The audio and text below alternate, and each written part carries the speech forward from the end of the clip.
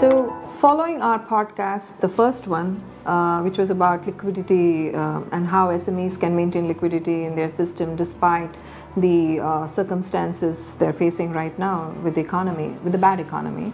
There was a lot of feedback that we got about it, and we'd like to address a few of them, which we seemed were very pertinent.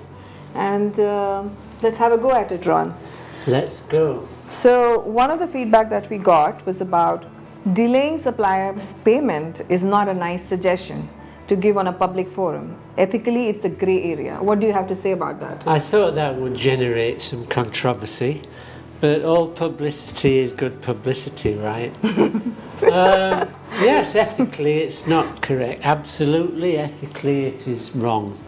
And I should have said, but maybe because we had limited time, work with your suppliers first to try and get them to accept a longer payment period, not just delay payment. So I apologise for that. There is some practicality to it, but maybe it wasn't the right place or the right forum for me to say it in that way. Right, Ron, that's cool. So there's another comment.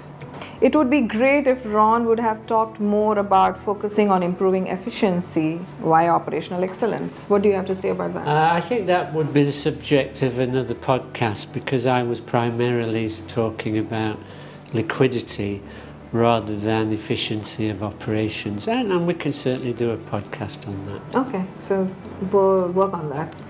So there has been another comment where they've asked if you could shed some more light on how an SME can reduce their operational expenditure. Yes, I can, but time constraints meant that I didn't last time. But remember, I did talk about employee costs, so yes, that was one way of reducing. I think if we want to do that in detail, it should be on another podcast, because there are a lot of areas you can reduce there. Yes, true. One last feedback. Somebody wants to know about the impact of debtor days on a business, and free cash flow is another thing that can be talked about. Right, well, I did talk about trying to receive the monies outstanding quicker from receivables, and doing that would reduce the debtor days. Debtor days are the number or average number of days that a receivable is outstanding. Right. How long it takes you to collect the money. Right. So I did talk about trying to reduce the number of days. Yeah. Without actually talking about debtor days as such. Right.